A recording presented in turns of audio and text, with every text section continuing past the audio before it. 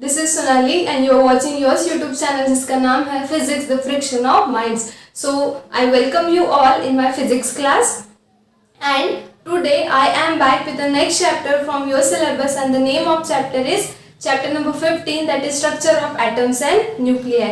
So last lecture में हमने dual nature of radiations and matter ये chapter complete किया है. जो भी कॉन्सेप्ट्स थे, जो भी थ्योरेटिकल कॉन्सेप्ट्स थे, नंबर ऑफ साइंटिस्ट ने जो वर्क किया था dual nature of radiation and matter पे, वो हमने डिस्कस किया. तो now it's your job to prepare the chapter and if you come across any difficulty just put your difficulty in the comment box. You'll definitely get a solution over it. Okay, so friends, now we will go with the next chapter from your syllabus, that is chapter number 15, the structure of atoms and nuclei. And this chapter is also very interesting. Okay, so in order to understand the depth of the physics, stay tuned with the channel. And now let's start the next chapter. Okay, so friends, heading ही है structure of atoms and nuclei. Okay, इसका मतलब इस chapter में हमें atom की study करनी है कि एटम के बारे में, एटम का जो स्ट्रक्चर है वो नंबर ऑफ साइंटिस्ट ने उस पर वर्क किया. हर साइंटिस्ट ने अपनी एक एटॉमिक थियरी दी. उस थियरी में क्या दिया है एटम के बारे में वो हम देखेंगे. उसमें क्या लैक्यूनास आए, नेक्स्ट साइंटिस्ट ने उसे कैसे ओवरकम किए, फिर से नेक्स्ट साइंटिस्ट ने उसे कैसे और मॉडिफाई किया, ये सब इस चैप्टर में हम देखेंगे. At the same time nucleus is there. You know that inside the atom there is a massive positive structure that we call as a nucleus, right. So will see the properties of a nucleus, we will see the forces that keep it intact, we'll see the nuclear decays and we'll see the force that we get from this and we call it as a nuclear force. Okay, so ये सब जो था इस chapter के contents थे जो हम sequentially discuss करेंगे. ठीक है, सो आज के इस लेक्चर में हमें क्या करना है, हमें एटम की स्टडी करना है. Okay, so we will discuss the structure of atom. So in this lecture now we will discuss structure of atom. Okay, so अलग अलग साइंटिस्ट ने एटम के स्ट्रक्चर पे वर्क किया है और सबने अपनी थियरी दी है. तो जिन्होंने भी इस पे वर्क किया और उन्होंने क्या अपने स्टेटमेंट्स दिए हैं, उनके जो मॉडल्स है वो हम आज इस लेक्चर में डिस्कस करेंगे. ओके, सो बहुत इंटरेस्टिंग स्टोरी है और again I repeat, you have to take it as a story. If you will take it as a story then आप इसे कभी नहीं भूलोगे. ठीक है, बिकॉज ये कोर फिजिक्स है और अगर आप फिजिक्स पढ़ रहे हो तो इतना सब आपको पता होना चाहिए. Okay, so friends, now see the story of atom. कैसे एटम इन्वेंट हुआ, कैसे एटम का स्ट्रक्चर आगे आगे मॉडिफाई हुआ और फाइनली कैसे एटॉमिक स्ट्रक्चर जो है साइंटिस्ट ने एक्सप्लेन किया. ठीक है, so first theory regarding the structure of atom was given by Democritus. Name of that scientist is Democritus and Leucippus. And they has given this theory in 5th century. So पहले scientist जिन्होंने atomic structure पे work किया वो थे Democritus and Leucippus and they has given their atomic theory in the year in 5th century. Okay, 5th century मतलब ये बहुत पहले की बात है. ठीक है, सो उन्होंने क्या कहा कि कोई भी मैटर मतलब आपको पता है anything which occupies space we call it as a matter. You yourself, I am, everything is matter, right? So जो भी चीज स्पेस ऑक्यूपाई करती है हम उसे मैटर कहते हैं. ये चीज हमें पता है. अब हमें ये भी पता है कि हर मैटर जो है वो कुछ स्मॉल पार्टिकल से बना है. ठीक है, तो इससे रिगार्डिंग डेमोक्रिटस और ल्यूकिपस ने ये कहा था that matter is made up of indivisible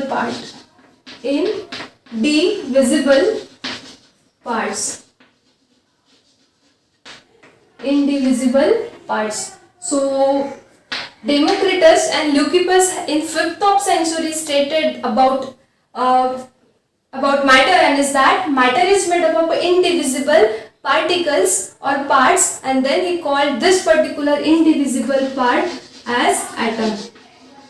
मतलब डेमोक्रिटस और ल्यूकिपस के एटॉमिक थ्योरी के अकॉर्डिंग हम चले तो उनका कहना ये था कि कोई भी मटेरियल कैसे बना है, इंडिविजिबल पार्ट से बना है और उस इंडिविजिबल पार्ट को उन्होंने क्या कहा, एटम कहा. अगर ये इंडिविजिबल पार्ट है तो उनका कहना क्या था, ये मैटर है. ठीक है, ये matter is number of indivisible part से बना है, जिसे कहा उन्होंने एटम।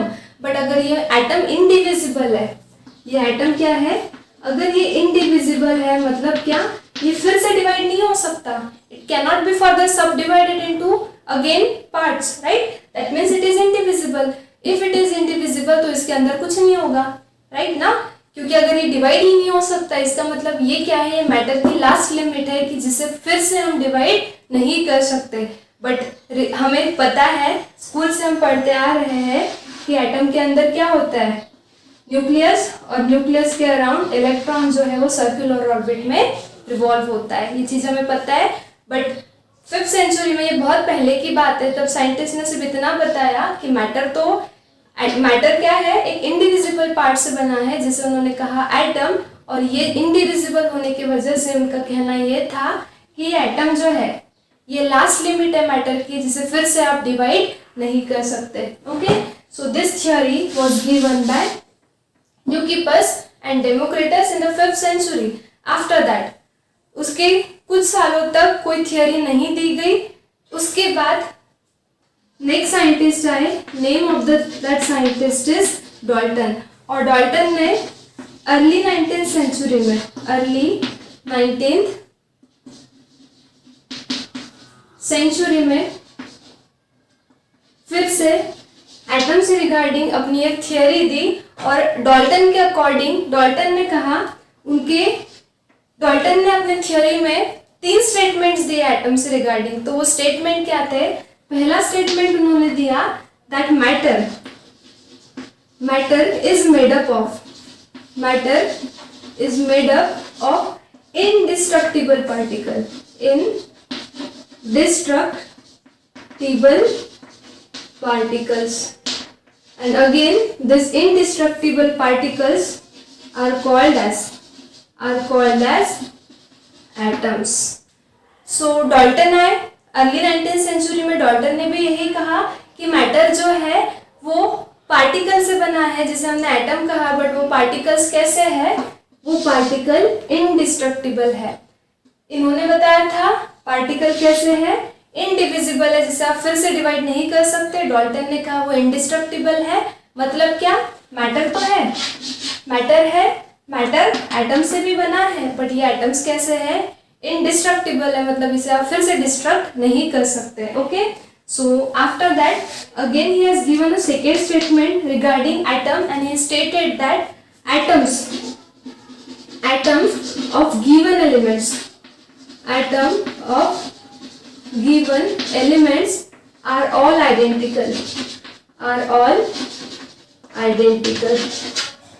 ओके, सो एक आधा एलिमेंट होगा, गिवन एलिमेंट में जितने भी एटम्स है वो सारे एटम्स कैसे होते हैं, आइडेंटिकल होते हैं, ऐसा डाल्टन ने अपने एटॉमिक थियोरी में बताया।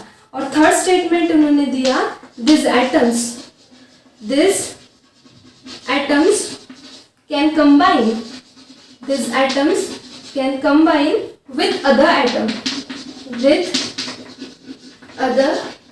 atom to form substance. So he stated that whatever indestructible atoms are there inside the matter, so all these indestructible atoms or particles can stick together, can combine together to form a substance. Okay, so this theory was given by Dalton in early 19th century. But Dalton ने ये जो statement दिया matter, ये atom से related की matter जो है वो इनडिस्ट्रक्टिबल पार्टिकल से बना है, दिस स्टेटमेंट जिसे फिर से आप डिस्ट्रक्ट नहीं कर सकते, वो लास्ट लिमिट है। तो ये जो स्टेटमेंट था डाल्टन का, ये जे थॉमसन ने रॉन्ग प्रूफ किया। सो ऑब्वियसली हमारे स्टोरी में पहले हीरो थे डेमोक्रिटस एंड ल्यूकिपस, ठीक है, उसके बाद नेक्स्ट हीरो है हमारे स्टोरी के डाल्टन। ओके, डाल्टन ने कहा नहीं एटम इंडिविजिबल नहीं इनडिस्ट्रक्टिबल पार्टिकल से बना है, फिर से उन्हें एटम कहा गया। बट उसके बाद स्टोरी में और एक थर्ड हीरो की एंट्री हुई and the name of that scientist is J Thompson. और जे थॉमसन ने अपने एक्सपेरिमेंट के थ्रू ये प्रूव किया कि मैटर जो है वो इनडिस्ट्रक्टिबल पार्टिकल से नहीं बना है। मैटर एटम से जरूर बना है बट वो एटम्स जो है वो इनडिस्ट्रक्टिबल नहीं होते हैं। ये जे थॉमसन ने अपने स्टोरी में प्रूव किया। So now will see the work done by the third hero of our story and the name of that scientist is J Thomson. तो बच्चों, जो थर्ड हीरो है हमारे स्टोरी के, उनका नाम है सर जे थॉमसन। ओके, सो जे आपको पता है कि सर जे थॉमसन ने 1887 में इलेक्ट्रॉन की डिस्कवरी की थी। इलेक्ट्रॉन की डिस्कवरी की थी। Okay, so sir scientist J Thompson has invented the electron in 1887 which is present inside the atom. और अगर एटम के अंदर इलेक्ट्रॉन है सो ऑब्वियसली एटम को आप क्या कर सकते हो, डिस्ट्रक्ट कर सकते हो, डिवाइड कर सकते हो। क्योंकि डाल्टन और ल्यूकिपस और डेमोक्रिटस ने जो भी कहा था एटॉमिक थियोरी से रिगार्डिंग, वो स्टेटमेंट जो है वो जे थॉमसन ने क्या कर दिया, रॉन्ग प्रूफ कर दिया। तो जे थॉमसन की जो जे थॉमसन का जो वर्क है एटॉमिक स्ट्रक्चर पे, उसकी भी एक छोटी सी स्टोरी है। तो वो स्टोरी हम यहाँ पे देखेंगे। देखो, scientist J Thomson was performing the several experiments on evacuated glass tube. Okay, so इस तरह से डायग्राम नहीं दिए कहीं पे भी, बट जो भी थियरी दी है उसके बेसिस पे इस तरह से कुछ डायग्राम हम बना सकते हैं। ये थी एक evacuated glass tube in which there is two electrode, that is anode and the cathode. Suppose ये cathode है, ये anode है, और यहाँ से कुछ इस तरह से उन्होंने क्या किया, इस cathode और anode के बीच potential difference provide किया by using a certain source, battery or a cell you can say. Okay, so this diagram is not given. The same diagram we have seen for the photoelectric effect, but this is not the photoelectric effect. Okay, we are just discussing the atomic model of J.J. Thomson. So J.J. Thomson story देखो आप. Okay, so J.J. Thomson was performing several experiments. So in his experiment he has taken one evacuated glass tube in which there were two electrodes at his cathode and the anode, and he have provided potential difference between these two electrodes, and he observed that this cathode ray, this cathode was emitting a certain rays. He observed that cathode was emitting a certain rays. Okay, and this rays were producing a glow when it is struck on this glass. जैसे ही क्या किया उन्होंने, potential difference provide किया इन दो electrodes के बीच, तो उन्हें observe हुआ कि ये जो कैथोड है, ये जो इलेक्ट्रोड है, ये कुछ रेज एमिट कर रहा है। और जैसे ही ये रेज इस ग्लास ट्यूब पे स्ट्रक्ट हुए तो क्या हुआ, वहां पे ग्लो हुआ। ठीक है, so it produces glow when it struck to glass tube. Okay, फिर जे थॉमसन ने क्या किया, ये जो रेज है जो ग्लो प्रोड्यूस कर रहे हैं, उस रेज की प्रॉपर्टीज स्टडी की। He studied the properties of this rays, and after studying the properties of this rays, he got to know that these rays are made up of negatively charged particle, and then he named those negatively charged particle as electrons. And that's why in the history of physics we give the credit for the discovery of electron to the Sir J.J. Thomson. Okay, and this way, ये मैंने पहले ही बता दिया कि J.J. Thomson ने 1887 में electron की discovery की थी। ठीक है, सो ये सिंपल सा एक्सपेरिमेंट वो कर रहे थे, जिसमें क्या हुआ, फिर से रिपीट कर रही हूँ, कैथोड रेज, इन्होंने दोनों के बीच पोटेंशियल प्रोवाइड किया। पोटेंशियल डिफरेंस की वजह से कैथोड जो है, ये इलेक्ट्रोड कुछ रेज एमिट कर रहा था। उस रेज जब इस ग्लास पे स्ट्रक हो रहे थे तो यहाँ पे ग्लो प्रोड्यूस हो रहा था। उस रेज की प्रॉपर्टीज जे थॉमसन ने स्टडी की और उन्हें पता चला कि ये रेज जो है निगेटिवली चार्ज पार्टिकल से बने हैं, और बाद में उन निगेटिवली चार्ज पार्टिकल को उन्होंने नाम दिया इलेक्ट्रॉन। ओके, सो अब क्या हुआ फिर, अगर इलेक्ट्रॉन से, अगर इस रेज में इलेक्ट्रॉन से, तो ये रेज कहाँ से आ रहा है, इस इलेक्ट्रोड से। सो ऑब्वियसली इलेक्ट्रोड क्या है, मैटर है, काय से बना है, एटम से बना है। इसका मतलब क्या है कि एटम में से कुछ तो निकल रहा है, एटम में से रेज निकल रहे हैं और वो रेज में निगेटिवली चार्ज पार्टिकल है, और वो निगेटिवली चार्ज पार्टिकल ही मतलब क्या है, इलेक्ट्रॉन्स है। मतलब क्या, ये that atom is not indestructible, atom is not indivisible. Now J Thomson has stated that atom, inside the atom there are negatively charged particles and that is electron। मतलब atom के अंदर भी कुछ तो भी है और वो कुछ तो भी क्या है, इलेक्ट्रॉन्स है। ठीक है, सो इस तरह से जे थॉमसन ने डाल्टन का जो स्टेटमेंट था दैट एटम इज इनडिस्ट्रक्टिबल, वो क्या कर दिया, रॉन्ग प्रूव कर दिया, ये इन्वेंट करके कि एटम के अंदर क्या होते हैं, negatively charge particle which we called as a electrons. And then उसके बाद जे थॉमसन ने 1903 में अपना एक मॉडल दिया जिसे कहते हैं Thomson's atomic model. So this model is given by Thomson in year 1903। Okay, so उनके मॉडल में अब उन्होंने क्या कहा कि ये जो एटम है, अब एटम तो इनविजिबल होता है, ठीक है, but just for the sake of understanding, suppose this is atom। So according to J.J. Thomson, now he stated that atom, बहुत इंटरेस्टिंग स्टोरी है। देखो अब क्या बताया उन्होंने, एटम क्या है, atom is a sphere. Atom एक क्या है, एक स्फीयर है जिसपे क्या है, uniform positive charge. Atom is a sphere having which is uniformly positive charge. Okay, so अब जे थॉमसन ने ये बताया कि एटम जो है वो एक स्फीयर की तरह होता है और उस स्फीयर पे यूनिफॉर्म पॉजिटिव चार्ज का डिस्ट्रीब्यूशन होता है। ओके, इसके ऊपर। और फिर उन्होंने बताया कि जो इलेक्ट्रॉन उन्होंने डिस्कवर किए, जो निगेटिवली चार्ज पार्टिकल उन्होंने डिस्कवर किए, so this electrons, he stated that कि एटम क्या है, एक स्फीयर है जिसपे कौन सा चार्ज है, पॉजिटिव चार्ज है। Okay, so atom is a sphere having a distribution of uniform positive charge, and he stated that these negatively charged particles that we call as electrons, these electrons are embedded, these electrons are embedded inside atom। तो उन्होंने ये बताया कि atom मतलब एक sphere है जिसके ऊपर क्या है, पॉजिटिव चार्ज है स्फीयर के ऊपर, और ये जो निगेटिवली चार्ज पार्टिकल इलेक्ट्रॉन्स ये इस स्फीयर के इनसाइड क्या किए हैं, इस तरह से एम्बेड किए हैं।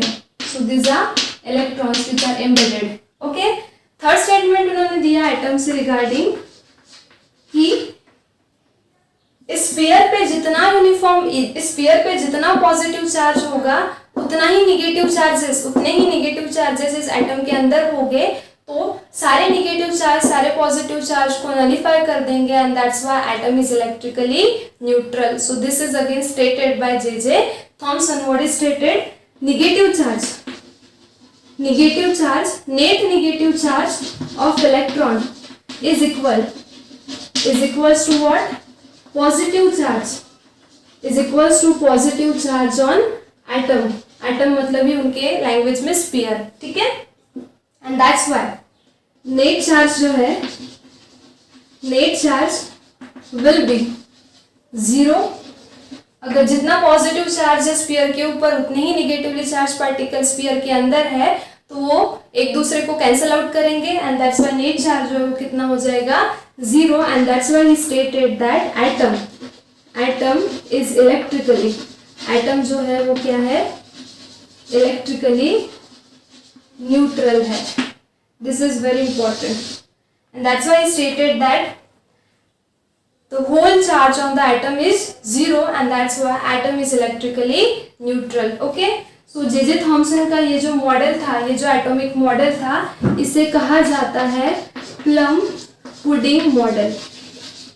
Plum pudding model which is given in the year 1903। now again question arises that why this is called as a plum pudding model, right? so ये इसके पीछे भी एक छोटी सी स्टोरी ही है कि प्लम पुडिंग ये है, एक डिश है, एक स्वीट डिश है जो क्रिश्चियन लोगों में बनाई जाती है एक पर्टिकुलर ओकेजन पे, ठीक है। तो उस डिश में कुछ पुडिंग की भी होती है, ठीक है। तो जे थॉमसन के अकॉर्डिंग सेम क्या हो रहा है, एटम के केस में हो रहा है कि एटम है स्फीयर के जैसा, उसमें इलेक्ट्रॉन्स पुट किए हैं हमने, ठीक है, एम्बेड किए हुए हैं. So this is same like that dish which is called as a plum pudding and that's why J Thomson's atomic model is also called as a plum pudding model. You should know this. Okay. और एक और important बात J Thomson ने ये बताई atom से regarding कि हम कहीं पे भी देखते हैं कि एटम है, ठीक है, मटेरियल है, मटेरियल में पॉजिटिव चार्ज भी है, निगेटिव चार्ज भी है, ठीक है, मटेरियल एटम से बना है, एटम पे पॉजिटिव चार्ज है, निगेटिव चार्ज है, ये थॉमसन ने बताया. बट हमेशा इलेक्ट्रॉन्स ही क्यों मूव होते हैं, क्यों पॉजिटिव चार्ज मूव नहीं होते? तो इसका भी एक्सप्लेनेशन जे थॉमसन ने दिया. उन्होंने कहा कि पॉजिटिव चार्ज जो है स्फीयर पे यूनिफॉर्मली डिस्ट्रीब्यूटेड है और इस वजह से वो मूव नहीं हो सकते. अगर पॉजिटिव चार्ज मूव नहीं हो सकते तो फिर कौन मूव होगा, कौन बचा? इलेक्ट्रॉन्स बचा जो स्फीयर के अंदर है करके उन्होंने कहा as the positive charges are distributed over the sphere they can not move and that's why the only charge particle that can move is electron. Okay, so that's why he stated that positive charges over sphere cannot move and hence only electrons moves. Okay, so इस model के through ions, formation of ions and ionic compounds के बारे में भी पता चला. तो इस तरह से जे थॉमसन का जो एटॉमिक मॉडल था जिसे कहते हैं प्लम पुडिंग मॉडल, उस मॉडल की एक छोटी सी स्टोरी थी. बट साइंटिस्ट लोग यहाँ तक भी सेटिस्फाइड नहीं थे. फिर से एटॉमिक स्ट्रक्चर पे कुछ एक्सपेरिमेंट्स किए गए. वो एक्सपेरिमेंट भी हम आज डिस्कस करेंगे. और उस एक्सपेरिमेंट्स के जो रिजल्ट आए वो रिजल्ट थॉमसन का ये जो एटॉमिक मॉडल है ये एक्सप्लेन नहीं कर पाया करके थॉमसन की भी जो एटॉमिक थ्योरी है वो भी यहाँ पे फेल हो गई. और फिर से साइंटिस्ट आए जिनका नाम है रुदरफोर्ड. तो now fourth hero in our story is Rutherford, जिन्होंने थॉमसन का जो ये मॉडल है इसमें जो भी लैक्यूनाज है उसे ओवरकम किए और फिर से अपनी एटॉमिक थ्योरी दी. So now let's see the Rutherford's atomic model. तो बच्चों, थॉमसन ने जो अपना मॉडल दिया तो वो मॉडल में भी कुछ लैक्यूनाज थे. तो फिर से नेक्स्ट साइंटिस्ट है जिन्होंने वो मॉडल में कुछ लैक्यूनाज देखे. उस साइंटिस्ट का नाम है रुदरफोर्ड. और रुदरफोर्ड ने क्या किया, फिर से एक एक्सपेरिमेंट किया और अपना एक मॉडल दिया एटम से रिलेटेड. उस मॉडल को कहा जाता है Rutherford's atomic model. So now this is the fourth hero in our story of atom. Okay, so now let's see Rutherford ने क्या किया. तो रुदरफोर्ड के दो कलीग्स थे, उनका नाम था Geiger and Marston. Okay, so Rutherford ने क्या किया, अपने ये जो दो कलीग्स थे गीगर एंड मार्स्टन, इनको एक एक्सपेरिमेंट सजेस्ट किया. और उस एक्सपेरिमेंट का नाम है scattering of alpha particles by atom. So Rutherford ने क्या कहा गीगर एंड मार्स्टन को कि कोई भी एक ऐसा मटेरियल लो जिसमें एटम रहेगा and specially take a monoatomic layer मतलब एक ऐसा मटेरियल लो जिसमें सिर्फ सिंगल एटम की लेयर है, मतलब जिसकी थिकनेस जो है वो बहुत कम है. फिर उस पर क्या करो, अल्फा पार्टिकल्स इंसिडेंट करो. अल्फा पार्टिकल इंसिडेंट होने के बाद अल्फा पार्टिकल स्कैटर होंगे. तो उनका जो स्कैटरिंग एंगल है वो देखो और उस पे से हम फिर से क्या करेंगे, एटम का जो स्ट्रक्चर है उसे डिस्कस करेंगे. ठीक है, सो इस तरह से एक एक्सपेरिमेंट करने आया. तो एक्सपेरिमेंट का जो एक्सपेरिमेंटल सेटअप है यहाँ पे ड्रॉ किया हुआ है, जिसमें ये जो है दिस इज सोर्स. ये क्या है, this is source of alpha particle. You know that alpha particles are positively charge particles of a helium. Alpha particles are nothing but the helium nuclei, right? So these are the positively charged particles having the charge of 2 protons. ये आपको पता है, chemistry में आप पढ़ चुके होंगे. ठीक है, सो अल्फा पार्टिकल का स्कैटरिंग करना है हमें, तो एक कोई सोर्स लगेगा जो अल्फा पार्टिकल्स एमिट करेगा. तो वो एक सोर्स हमने लिया. ठीक है, उसके बाद ये जो है this is called as collimator.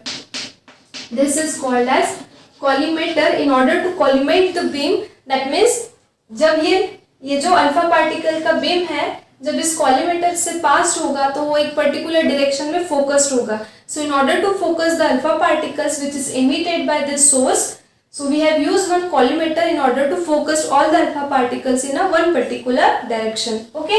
उसके बाद यहाँ पे ये जो है this is called as a gold foil.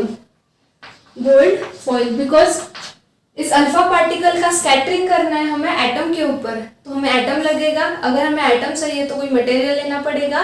तो एज अ मटेरियल यहाँ पे we have taken a gold foil having a very thin dimension. Okay. So which is specially made up of a monoatomic layers and is having a single atoms. Okay. So this way this experiment is also called as gold foil experiment. ठीक है.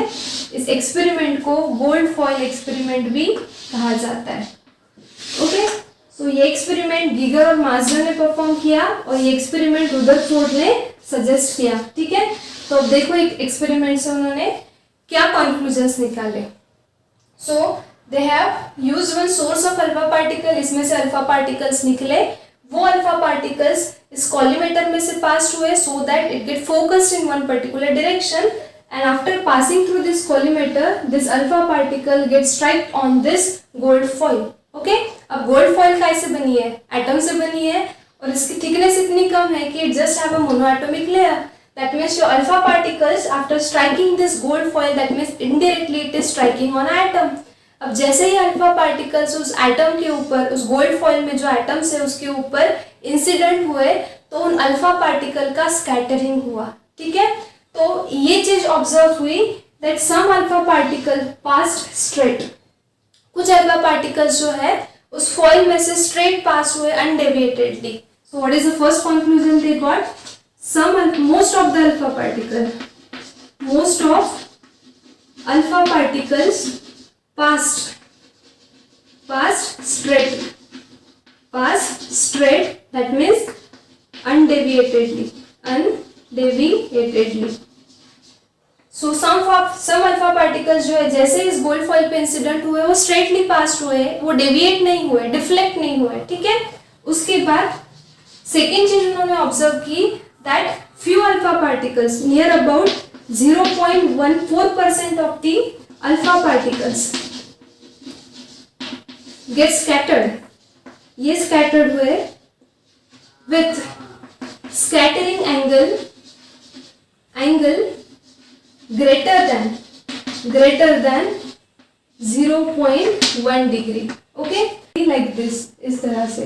तो ये जो है आपका ये यहाँ से इसे कहते हैं हम scattering angle. Again they observe that near about 1 in 8,000, मतलब 8,000 में से सिर्फ एक अल्फा पार्टिकल ऐसा भी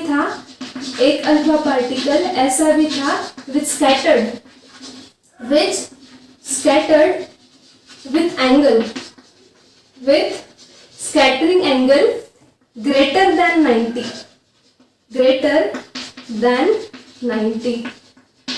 तो 8,000 में से कुछ एक अल्फा पार्टिकल ऐसा भी था which scattered greater than 90, means like this.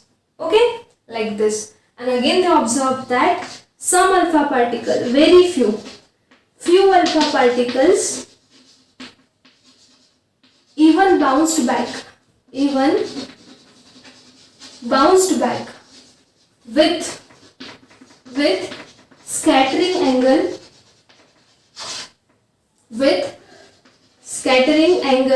equals to or even greater than or equals to 180 degree. So alpha particle अगर 180 डिग्री से बाउंस्ड बैक हो रहे हैं मतलब वो रिपेल्ड हो रहे हैं. ठीक है. सो ये ऑब्जर्वेशंस उन्होंने मिले.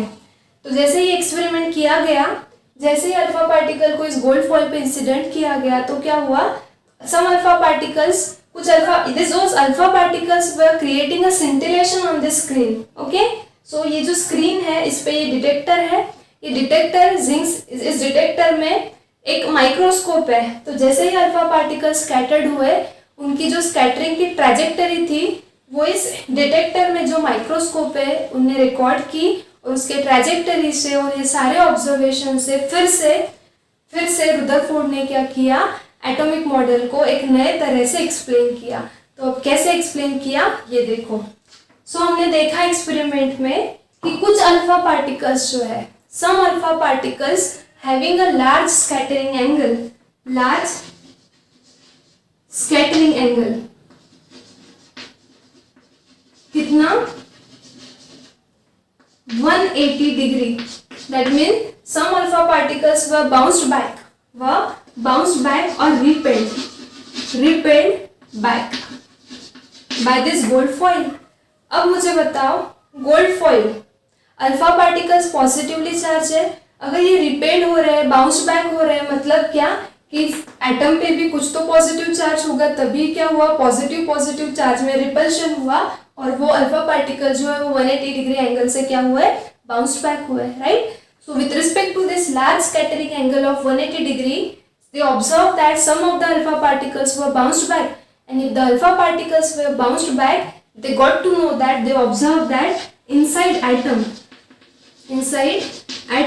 क्या होगा, there is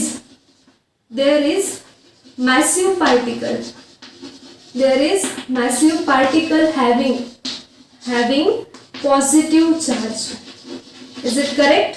बिकॉज अगर some alpha particle positively charge particle अगर वो रिपेल हो रहे रिफ्लेक्ट हो रहे हैं, तो रिपल्शन मतलब किस में होता है, पॉजिटिव में। अल्फा पार्टिकल्स तो पॉजिटिव ही है, मतलब एटम के अंदर कुछ ऐसा मैसिव स्ट्रक्चर है, एक ऐसा मैसिव पार्टिकल है जिसपे भी कौन सा चार्ज होगा, पॉजिटिव चार्ज होगा, और उस पॉजिटिव चार्ज की वजह से ये अल्फा पार्टिकल क्या हुए, फिर से bounced back हुए, and he has given that massive particle having a positive charge as a name nucleus।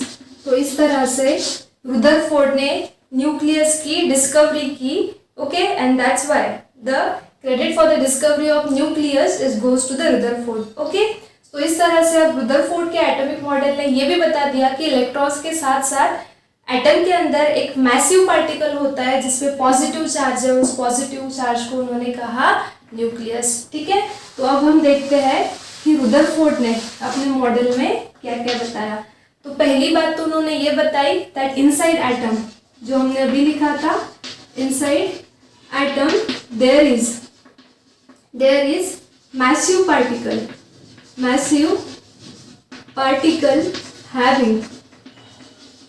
having positive charge, and this is called as nucleus. After that, he studied the trajectory of the scattered alpha particles, and he found that the size of nucleus is about 1 femtometer, and you know that 1 femtometer मतलब होता है 10⁻⁻15 metre. Next thing is stated about the size of atom. इस trajectory से, ये जो trajectory है scattered alpha particle की, इस डिटेक्टर में जो माइक्रोस्कोप लगा था उसका यूज करके उन्होंने ट्रैजेक्टरी स्टडी की, और ट्रैजेक्टरी से उन्होंने बताया size of atom is about 10⁵ times more than size of nucleus, and then he stated that means atom का जो size है वो कितना होगा, 10⁻⁻10 metre, because it is 5 times more than size of nucleus। so nucleus का size अगर 10⁻⁻15 metre है तो atom का होगा 10⁻⁻10 metre, okay. Next thing he stated that कि most of the alpha particle जो है वो तो अनडेविएटेडली पास हुए थे, स्ट्रेट पास हुए थे। इसका मतलब क्या कि ये जो मैसिव पॉजिटिव चार्ज पार्टिकल है जिसे हमने न्यूक्लियस कहा, it is very small in size eight which the hole near about entire mass of the atom is confined. So he stated that near about 99.99% of mass of atom is confined in nucleus। फिर अब बात है electron की, क्योंकि J Thomson ने तो electron की discovery की थी, तो अब इलेक्ट्रॉन कहाँ है? तो रुदरफोर्ड ने बताया कि ये जो एटम है, ये एटम है, एटम के अंदर ये जो मैसिव पॉजिटिव चार्ज पार्टिकल है उसे उन्होंने न्यूक्लियस कहा। और अब इलेक्ट्रॉन जो है उन्होंने बताया कि इस न्यूक्लियस के अराउंड क्या होते हैं, सर्कुलर ऑर्बिट में रिवॉल्व होते हैं। So they stated that inside atom electrons revolve in circular orbit around nucleus in atom. Okay, and after that, as most of the alpha particles were passed straight undeviatedly, that means he stated that, देखो ना, अगर हमारे path में अगर कोई बीच में restriction आया, कोई ऑब्स्टेकल आया, तो ही हम क्या होंगे, स्कैटर्ड होंगे। अगर सामने कुछ नहीं है तो हम तो अनडेविएटेडली पास हो जाएंगे। कुछ ऐसे ही यहाँ पे हुआ होगा। अगर most of the alpha particles undeviatedly pass हो रहे हैं, इसका मतलब क्या कि एटम में कुछ एक्स्ट्रा न्यूक्लियर स्पेस भी है, right. So he stated that as most of the alpha particles pass undeviatedly, there is some extra empty space. There is some extra empty space in an atom, and that extra space is called as extra nuclear space. Extra nuclear space. Okay? So इस तरह से ये था Rutherford का atomic model, जिसमें क्या किया उन्होंने, इस सिंपल से गोल्ड फॉइल एक्सपेरिमेंट के थ्रू या फिर अल्फा पार्टिकल का जो स्कैटरिंग था इस गोल्ड फॉइल पे, उस एक्सपेरिमेंट के थ्रू ये प्रूफ कर दिया कि एटम के सेंटर में एक मैसिव पार्टिकल है जिसपे पॉजिटिव चार्ज है, जिसे उन्होंने कहा न्यूक्लियस, जिसकी साइज है 1 फेम्टोमीटर, जहाँ पे एटम का near about 99.99% of the mass concentrated है, कन्फाइंड है।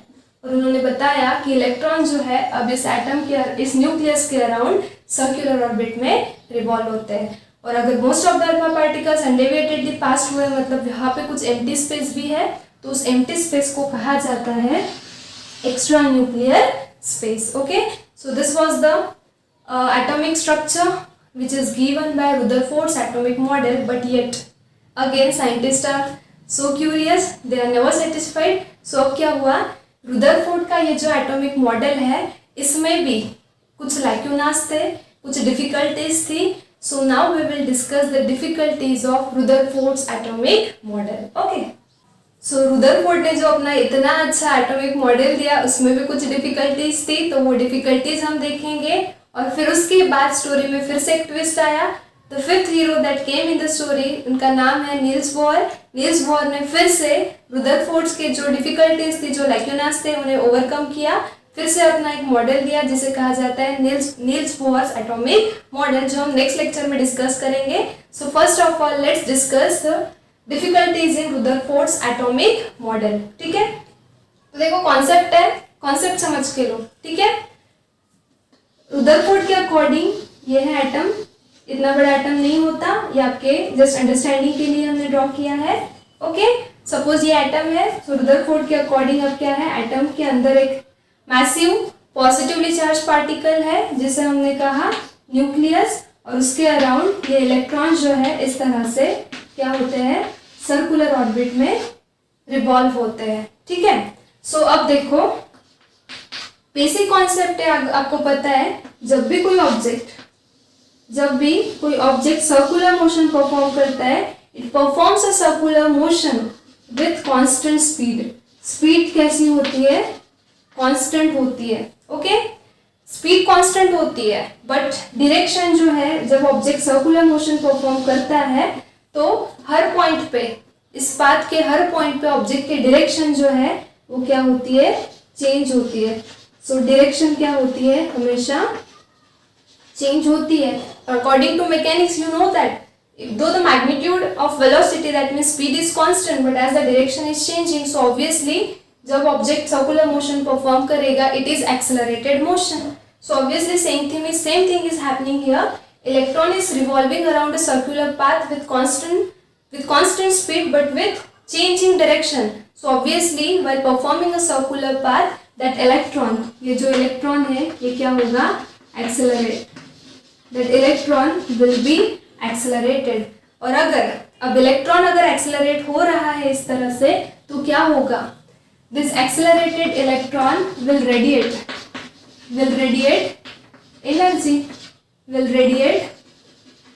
Energy, in terms of what, in terms of electromagnetic radiation, in terms of electromagnetic radiation। ये कॉन्सेप्ट हमें पता है, ओके, कॉन्सेप्ट समझ के लो।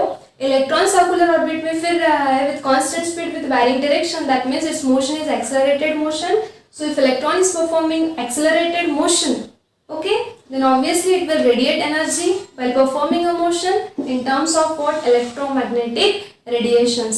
और अगर आप ये सर्कुलर मोशन परफॉर्म करते वक्त इलेक्ट्रॉन अगर इलेक्ट्रोमैग्नेटिक रेडिएशन एमिट कर रहा है तो क्या होगा, इलेक्ट्रोमैग्नेटिक रेडिएशन एमिट कर रहा है मतलब उसकी जो एनर्जी है वो कंटिन्यूअसली क्या हो रही है, डिक्रीज हो रही है।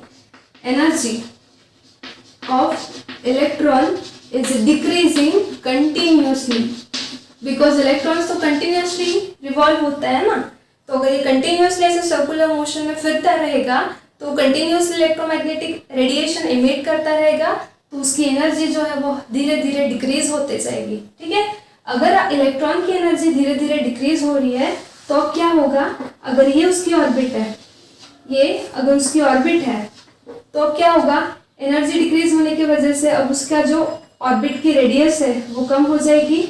ठीक है, फिर से एनर्जी डिक्रीज हो रही है, फिर से उसकी ऑर्बिट की रेडियस कम हो जाएगी, फिर से कम हो जाएगी, और एक पॉइंट ऐसा आएगा जहाँ पे इलेक्ट्रॉन की एनर्जी डिक्रीज होते होते जीरो हो जाएगी। वहाँ पे क्या होगा, इलेक्ट्रॉन्स अब सर्कुलर नहीं तो इस तरह से स्पाइरल मोशन परफॉर्म करके क्या होगा, इस न्यूक्लियस पे कोलैप्स हो जाएगा। और अगर इलेक्ट्रॉन न्यूक्लियस पे कोलैप्स हो गया तो एटॉमिक स्ट्रक्चर जो है वो इस तरह से कोलैप्स हो जाएगा, राइट, श्रिंक हो जाएगा। मतलब क्या है, एटम जो है वो कैसा है, अनस्टेबल है।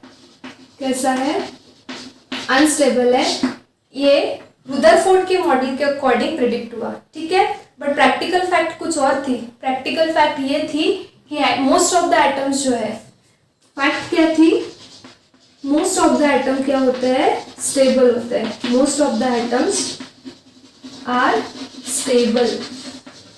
ठीक है, सो रुदरफोर्ड के एटॉमिक मॉडल के अकॉर्डिंग अगर हम चले तो इलेक्ट्रॉन सर्कुलर मोशन परफॉर्म कर रहे हैं, इलेक्ट्रोमैग्नेटिक रेडिएशन एमिट कर रहे हैं, उसकी एनर्जी डिक्रीज हो रही है। एनर्जी डिक्रीज होने की वजह से उसके ऑर्बिट की जो रेडियस है वो कम कम होते जाएगी।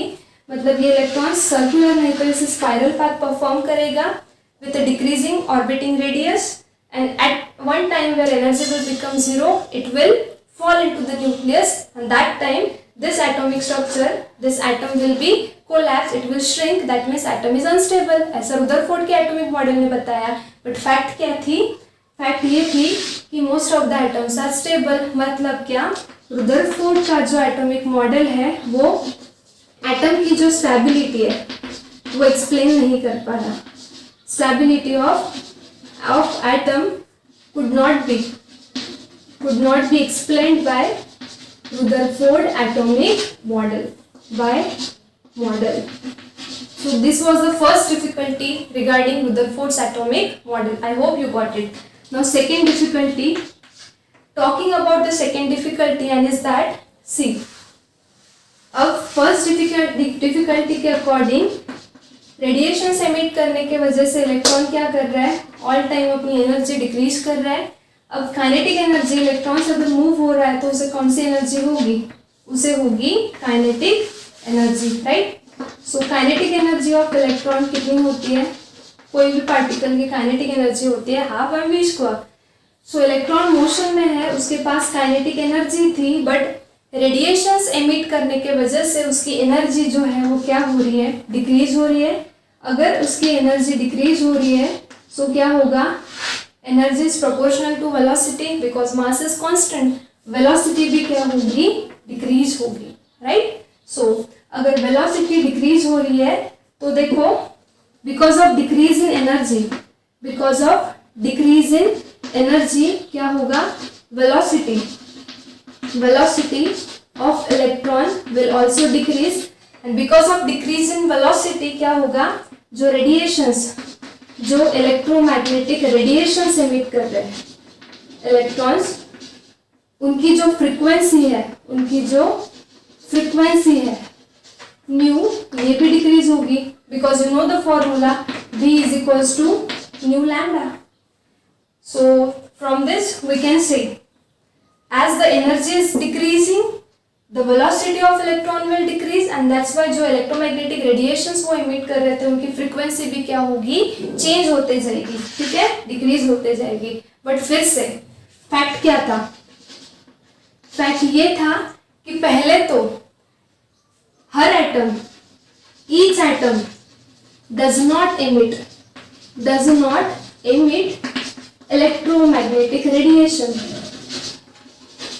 पहली बात तो ये थी कि कोई एटम मतलब most of the atom electromagnetic radiations emit ही नहीं करते, और अगर करते भी है, if they do then of course not of varying frequency. So second difficulty में ये हमने देखा कि एनर्जी डिक्रीज होने के वजह से क्या हो रहा है, इलेक्ट्रॉन्स की वेलोसिटी कम होगी, जिसके वजह से क्या होगा, वो जो रेडिएशंस वो इमिट कर रहे हैं उसकी फ्रीक्वेंसी जो है वो कंटिन्यूसली चेंज होगी. बट फैक्ट ये था कि most of the atom electromagnetic radiations emit ही नहीं करते, और करते भी है तो definitely not with a varying frequency. Okay, so first difficulty ये थी कि एटम की स्टेबिलिटी मतलब एक्सप्लेन नहीं कर पाया. सेकेंड ये नहीं एक्सप्लेन कर पाया कि इलेक्ट्रोमैग्नेटिक रेडिएशंस कब इमिट होते हैं, हर केस में नहीं होते, और होते भी है तो वैरिंग फ्रीक्वेंसी के नहीं होते. तो ये सारी डिफिकल्टीज जो है वो रुदरफोर्ड्स का जो एटॉमिक मॉडल है वो एक्सप्लेन नहीं कर पाया. सो ये जो लैक्यूनास थे ये बोर्स ने ओवरकम किए. सो पहले हम ये जो रेडिएशंस का जो स्पेक्ट्रा है वो देखेंगे, उसके बाद नील्स बोर का एटॉमिक मॉडल देखेंगे. सो इस तरह से हमारी स्टोरी थी एटम की, जिसमें पहले हीरो थे डेमोक्रिटस, ल्यूकिपस, फिर है डाल्टन, फिर है जे थॉमसन, फिर है रुदरफोर्ड, और इसके बाद जो आएंगे वो होंगे नील्स बोर. ठीक है, so if this particular video is beneficial for you, then share it with the 12th aspirants and give your love by subscribing and liking this channel. Okay, so we'll meet in the next lecture. So till then, stay studious, stay curious. Thank you.